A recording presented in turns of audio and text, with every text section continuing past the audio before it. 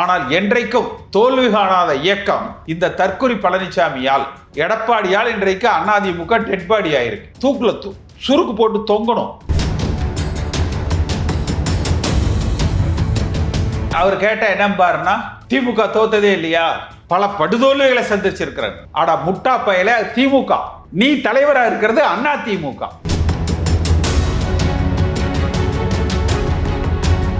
ஆனா எது இருந்தாலும் இந்த பன்னிக்குட்டி பழனிசாமியை வச்சு அதிமுகவை இனிமேல் கரை சேர்த்த முடியாது.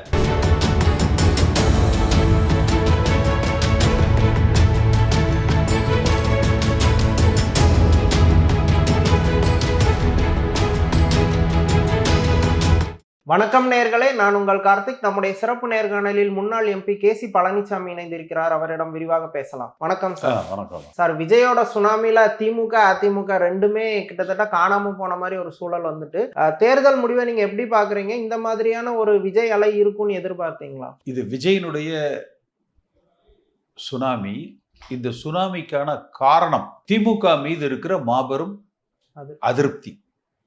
அந்த அதிருப்தியை அறுவடை செய்ய வேண்டிய, செய்திருக்க வேண்டிய, வெற்றியை வாரி குவித்திருக்க வேண்டிய அதிமுகவை வழிநடத்திய தற்குறி எடப்பாடி பழனிசாமி தன் சுயநலத்தால், தான் என்ற அகம்பாவத்தால் மாபெரும் ஒரு வரலாற்று பழியை, வரலாற்று ஒரு தோல்வியை அதிமுகவுக்கு இன்றைக்கு தேடி கொடுத்திருக்கிறார். மூன்றாவது இடத்துக்கு அதிமுக தள்ளப்பட்டிருக்கிறது.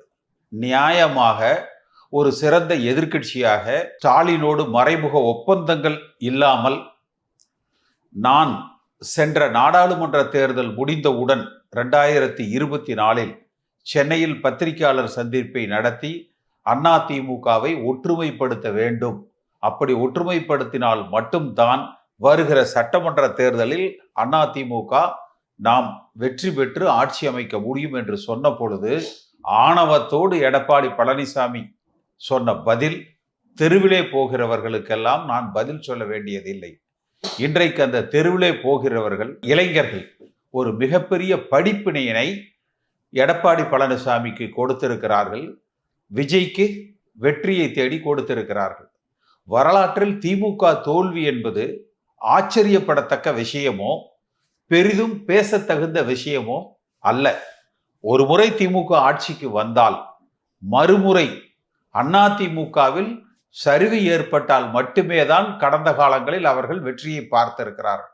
ஆனால் புரட்சி தலைவர் எம்ஜிஆர் காலத்தில் தோல்வி காணாத இயக்கம், ஜெயலலிதா அம்மா காலத்தில் 2 முறை இடையிடையில் தோல்வியை பெற்றாலும் கூட 2011, 16 என்று மாபெரும் வெற்றியை பெற்றார்கள்.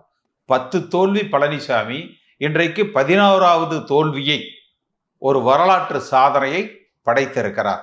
அதிமுக தொண்டர்கள் வெகுண்டு எழுந்து ஒன்று கூடி இந்த துரோகியை கட்சியில் இருக்கிற பொறுப்பிலே இருந்து அப்புறப்படுத்தி அதிமுகவை காப்பாற்ற முன்வர வேண்டும். திமுக அதிமுக இந்த இரண்டுக்கும் சேர்த்து சரிவு ஏற்படுவதற்கு காரணம், சென்ற சட்டமன்ற தேர்தலில் திரு ஸ்டாலின் அவர்கள் என்ன சொல்லி பிரச்சாரம் செய்தார்?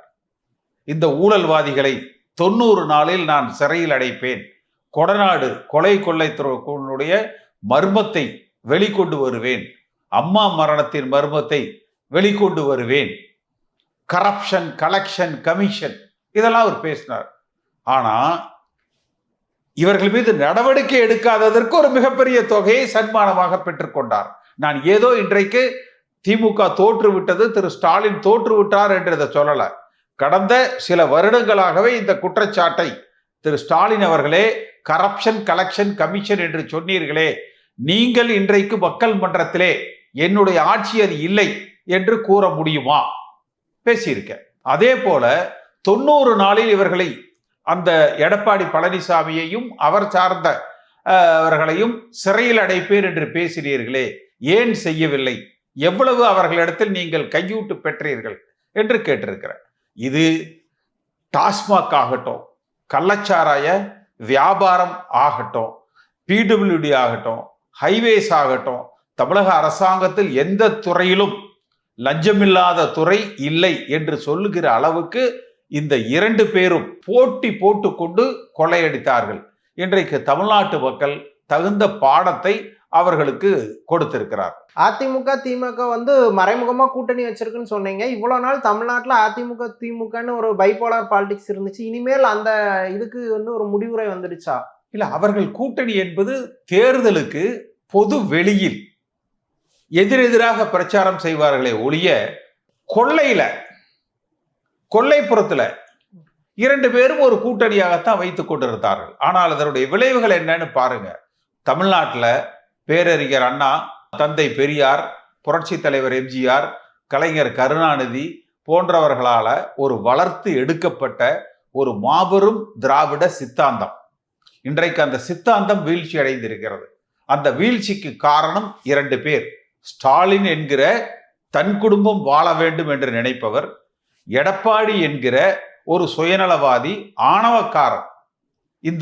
அந்த ஆணவத்துக்கும் இந்த சுயநலத்துக்கும் தமிழ்நாட்டு மக்கள் தகுந்த பாடத்தை இன்றைக்கு கொடுத்திருக்கிறார்கள். எடப்பாடி பழனிசாமி ஆணவமா செயல்படுறதா விமர்சிக்கிறீங்க, மறுபுறம் ஸ்டாலின் குடும்ப அரசியல் பண்றதா விமர்சிக்கிறீங்க. இந்த 2 பேராலையும் விஜயோட கரிஷ்மா பக்கத்துல போட்டி போட முடியாத சூழல் தான் இனி வருங்காலத்துல இருக்கும். இல்ல, இந்த 2 பேராலும் திராவிட சித்தாந்தம் இன்றைக்கு வீழ்த்தப்பட்டிருக்கிறது. நீங்க ஸ்டாலின் என்ன நினைச்சிட்டாருன்னா, பிஜேபிக்கு எதிராக இந்த கிரிக்கெட் டீம் மாதிரி டெல்லி அணிக்கும் சென்னை அணிக்கும் என்றும் ஒரு உணர்ச்சி வேகத்துல உடன்பிறப்பே ஓடிவா டெல்லி என பாஜக ஆபத்து நம்மை சூழ்கிறதுன்னு இங்க கட்டுக்கட்டா கரன்சியை தன் எதிர்கால சந்ததியினருக்கு சேர்த்து கொண்டிருந்தார்கள். தமிழ்நாட்டு மக்கள்ல அதாவது கள்ளச்சாராயம், சட்டம் ஒழுங்கு, நான் உங்கள்கிட்டயே பல பேட்டிகள்ல நான் சொல்லியிருக்கிறேன். ஆற்காடு வீராசாமி அவர்கள் அமைச்சராக இருந்த பொழுது எப்படி இந்த அரசாங்கம், அதாவது திமுக அரசாங்கம் வீழ்த்தப்பட்ட பொழுது கருணாநிதி சொன்னார், ஆட்சி இழந்தால் காரணம் மின்துறைன்னு. அதுபோல சட்டம் ஒழுங்கு, லஞ்ச லாவண்யம், இந்த 2ஆல் மட்டுமே இந்த திமுக அரசாங்கம், திராவிட சித்தாந்தம் திமுகவை பொறுத்தவரை வீழ்த்தப்பட்டிருக்கிறது. எடப்பாடி பழனிசாமி இந்த லஞ்ச லாவண்யத்திற்கு சற்றும் குறைந்தவர் அல்ல. ஆனால் ஆணவம், தான் என்ற அகம்பாவம், தன்னை ஏதோ பெரிய புரட்சி தலைவர் எம்ஜிஆரை போல, ஜெயலலிதா அம்மாவை போல ஒரு செல்வாக்கானவராக நினைத்து கொண்டு குதிரை ஏறினவங்க எல்லாம் ராஜா தேசுங்க அல்லன்னு சொல்லுவாங்க. அதை போல அந்த ஆணவ செயல்பாட்டுக்கு தமிழ்நாட்டு மக்கள் இன்றைக்கு ஒரு மாபெரும் பாடத்தை புகட்டி இருக்கிறார்கள். நியாயமாக, உணர்வு மிக்கவராக, ரோசமுள்ளவராக இருந்தால் இன்றைக்கு எடப்பாடி பழனிசாமி தன்னுடைய பதவியை ராஜினாமா செய்யணும். கோபிச்செட்டிப்பாளையத்துல என்னெல்லாம் பேசினாரு செங்கோட்டையின, ஏய் செங்கோட்டையா பேசினாரா இல்லையா? மிக கடுமையா விமர்சனம். நான் ஒரு நாகரிகம் கருதி அதை நான் திருப்பி பேசுறதுக்கு நான் அதை ரீப்ரொடியூஸ் பண்ணல. பொதுமக்கள் எல்லோருக்கும் தெரியும் எந்த அளவுக்கு பேசினாரு. இப்ப தூக்குல சுருக்கு போட்டு தொங்கணும். அன்னைக்கு நம்ம இப்படி தப்பா பேசிட்டோமே. ஏன்னா அந்த செங்கோட்டையை 10வது முறையை ஜெயிச்சிருக்கிறாரு. அவர் போட்டியிடுகிற கட்சி இன்றைக்கு வெற்றி பெற்று ஆட்சி அமைக்கிறது. ஆனால் என்றைக்கும் தோல்வி காணாத இயக்கம் இந்த தற்குறி பழனிசாமியால், எடப்பாடியால் இன்றைக்கு அதிமுக டெட்பாடி ஆயிருக்கு. அதிமுக எடப்பாடி கையில வரும்போது மிக வலிமையான இயக்கமா இருந்தது. 120 எம்எல்ஏக்கள் இருந்தாங்க, 37 எம்பிக்கள் இருந்தாங்க. இப்போ அது 30 எம்எல்ஏக்கள் வருமானு தெரியாத ஒரு சூழல்ல இருக்கு. அதிமுகவோட எதிர்காலம் எப்படி இருக்கும்னு பாக்குறேன். அதாவது நான் இது பல தடவை சொல்லியிருக்கிறேன். ஆளுகிற அதிமுக கட்சி அவரிடத்துல ஒப்படைக்கப்பட்டது. 130க்கும் மேற்பட்ட சட்டமன்ற உறுப்பினர்கள், 50க்கும் மேற்பட்ட நாடாளுமன்ற உறுப்பினர்கள், 40% மேல இருக்கிற வாக்கு வங்கி. இந்த இடத்துல ஒண்ணுதான் சொல்லணும். பீகார்ல திரு லல்லு பிரசாத் யாதவ் பத்தி ஒரு ஜோக் சொல்லுவாங்க. ஜப்பான்காரங்க லல்லு பிரசாத் கிட்ட சொன்னாங்களாம், நீங்க பீகாரை கொடுங்க, ஒரு 3 ஆண்டுகள்ல நாங்க ஜப்பான் போல அதை வளர்த்தி காட்டுறோம். லல்லு பிரசாத் சிரிச்சாராம், ஜப்பானை என்கிட்ட கொடுங்க, 6 மாசத்துல நான் பீகார் மாதிரி மாத்தி காட்டுறேன். அந்த மாதிரி அதிமுக என்கிற ஒரு மாபெரும் இயக்கத்தை 5 ஆண்டுகளில் முதலமைச்சராகவும் இப்பொழுது ஒரு 5 ஆண்டுகள் எதிர்க்கட்சி தலைவராகவும் இருந்து வரலாறு காணாத ஒரு தோல்வியை அதிமுகவுக்கு ஏற்படுத்தி கொடுத்திருக்கிறார் எடப்பாடி பழனிசாமி. இப்போ லாஸ்ட் டைம் கொங்கு மண்டலத்துல வந்து அதிமுக நல்லா பெர்ஃபார்மன்ஸ் பண்ணியிருந்தாங்க, தோல்வி அடைஞ்சிருந்தாலும் கொங்கு மண்டலத்துல நல்ல பெர்ஃபார்மன்ஸ் இருந்துச்சு. இந்த வாட்டி கொங்கு மண்டலத்திலே ஒரு பெரிய சரிவு வந்த மாதிரி தெரியுது. வட மாவட்டங்களிலும் பாட்டாளி மக்கள் கட்சி கை கொடுத்ததால் 20 தொகுதியில வெற்றி பெற்றிருக்கிறார். அது இல்லைன்னா இன்னும் கீழே போயிருக்கும், 30 தொகுதிக்கு வந்திருக்கும். சாதி அரசியல். நாங்கெல்லாம் எம்ஜிஆர் வழியில கட்சி நடத்தினோம்யான்னு சொன்னா ராமதாஸ் வழியில ஒரு கட்சி நடத்தி கவுண்டர் வன்னியர் இந்த ரெண்டையும் நான் சேர்த்துட்டா பேக்கிங் கம்யூனிட்டி பாலிடிக்ஸ் தான். இன்னைக்கு விஜய்க்கு பின்னால ஏதாவது ஜாதி பிம்பம் இருக்கா என்ன? அப்ப அந்த சாதி அரசியலுக்கு, ஆணவ அரசியலுக்கு, அதிகார அரசியலுக்கு, அந்த ஆணவ அரசியலுக்கு தமிழ்நாட்டு மக்கள் ஒரு மிகப்பெரிய பாடத்தை கொடுத்திருக்கிறார். இப்ப எடப்பாடி பழனிசாமி தலைமையிலான அதிமுக வந்து ஒரு சாதி கட்சிங்கிற அளவுக்கு சுருங்கிடுச்சா? அதோட ஆதிக்க சாதி மனப்பான்மை. நீங்க பல இடத்துல நான் சொல்லியிருக்கேன், நான் பெரிய விவசாயின்னு சொல்றாரு. அது என்ன? விவசாய கூலி தொழிலாளர்களை அவர் பிரதிநிதிப்படுத்துறாரா? இல்ல. நில சுவான்தாரர்களை, நில ஜமீன்தார்களை, மிட்டா மிராசுகளை அவர் பிரதிநிதித்துவப்படுத்துகிறார். அதுதான் அவர் நான் விவசாயி என்று சொல்வது.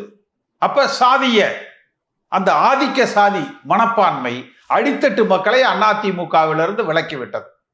அதே போல சாதி அரசியல், கவுண்டரு வன்னியரு மற்ற சமுதாயத்தை விலகி சென்று விட வைத்தது. இந்த 54 கூட குறைந்தபட்சம் ஒரு 40 தொகுதிகளுக்கு மேல தங்கள் சுயபலத்தாலும் இரட்டை இலை சின்னத்தாலும் வென்றவர்கள். எடப்பாடி பழனிசாமியினுடைய முகத்துக்காகவோ எடப்பாடி பழனிசாமி முதலமைச்சராக வேண்டும் என்றோ வாக்களித்த இந்த 54 தொகுதியில அவர்கள் வெற்றி பெறல. ஆனா இப்ப அவர் பிரச்சார டைம்ல அவர் ஒரு ஆளா எல்லா தொகுதிக்கும் போய் பிரச்சாரம் பண்றாரு, அவருக்கு பெருமளவுல கூட்டம் கூடுச்சுலாம் பலரும் சொன்னாங்க. தம்பி, வடிவேல் ஒரு படத்துல பார்த்திருக்கீங்களா? கட்டத்துறைன்னு இந்த ஒரு கோடு போட்டு, டே அண்ணனுக்கு என்ன நடந்தாலும் யாரும் இந்த கோட்டை தாண்டி வரக்கூடாதுன்னு சொல்லிட்டு, அந்த மாதிரி இது வந்து பிரச்சாரம் பண்றதுக்கு ஆள் இல்லாம இல்ல, ஆணவம்.